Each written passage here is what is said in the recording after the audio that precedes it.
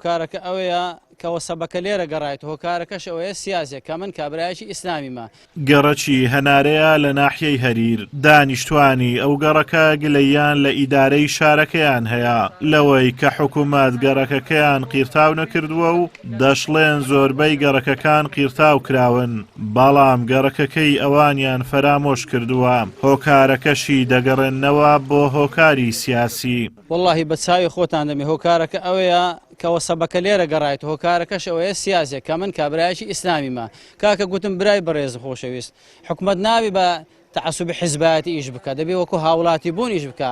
چکە وەزعی کورد چەند ساڵە ئەمە خۆ بە خۆمان نەبینە دوژمنیەکتی. ئەو کۆرانە تەنها من پێدا ناسم، خەڵک پێداچەوە ڕێی خستەخانەیە، ڕێی قوتابخانەیە، پێویستە حساب بە چاوی وشاگۆتی هاوڵاتی تەماشی خەڵکە، نەک بە چاوی حیزبی وکە خۆ بەس پارتی پێرەدا ناپڕی یەشێتی یان شوعیان ئیسلامی. هەموو خەڵک هاوڵاتی و نابێن تیمای حیزباتی ڕەچاو بکرێ شتانە. هاوڵاتی و خزمەتی ئەو خەڵکە کاکە بە خۆتان تەماشی ئەو وەختی باران دێ ئەو هەموو دەستە ئەو ڕێگایە خەڵک تووشی زەیقەتەوە. ئەوە لەبەرەوەی کە من ئیسلامیمە، من ئیسلامی بە شانازی ئیسلامی، پێشترش بە شانازی و خزمەتی ئەو کوردان کە من زیندانی سیاسیشم 5 ساڵ چوومە ئەبوو غرێب، 5 ساڵ حکوم دران بەس ئەو کوردایەتی ئەوە چاکە و جوابی و معاناتی منەدەنەوە.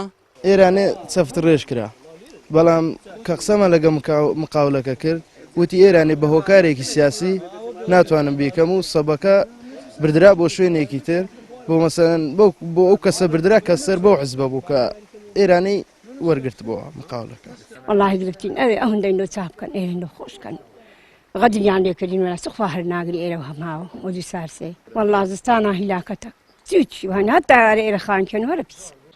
گرفتی دانیشتوانی گەڕەکی هەنارە دەبەینە لای سەرۆکی شارەوانی هەریر. ئەو دەڵێت ئێمە جیاوازی لە نێوان هاوڵاتیان ناکەین، کەی پرۆژەی نوێ دەرچوو ئێمە خزمەتگوزاریەکان دەگەێنین بە سەرجەم گەڕەکەکان. شتی وها بوونین یات و هەر پرۆژەیەک بکەی پرۆژەکە لەو شوێنەی دەکرێتن کە کاتی خۆی پلانی لۆدانرایە و ئەگەر هەر زیاد بوونە چشت هەبیتن لەو گەڕەکانە دەکەی کە نزیکی پرۆژەکەینە، ناتوانانی لە کۆڵانێک بکەی و چەند کۆڵانێک بە جێبێری بچی لە جێگایەکی لێ بکەی، هەمووی بە دوای یەکەوە دوێت و تەواوکەریەکە. بۆ ئێمەش جیاوازی ناکەین، چونکە ئەماگەر حکومەتداری بکەین، حکومەتداری وەکو سێبەرەکە دەبیت و هەموو کەس بیتەوە کە جێ بیتەوە، خزمەتکردنیمە بەبێ جیاوازیە. گەڕەکی هەنارە لە ناحیەی هەریر زیاتر لە 28 ساڵە، کەچی تاوەکو ئێستا خزمەتگوزاری پێنەگەیشتووە. ناحیەی هەریر سەر بە قەزای شەقڵاوەیە لە پارێزگای هەولێر و ژمارەی دانیشتوانی زیاتر لە 30,000 کەس دەبێت. ئازاد و مەراوی کەناڵی ئاسمانی پەیام، ناحیەی هەریر.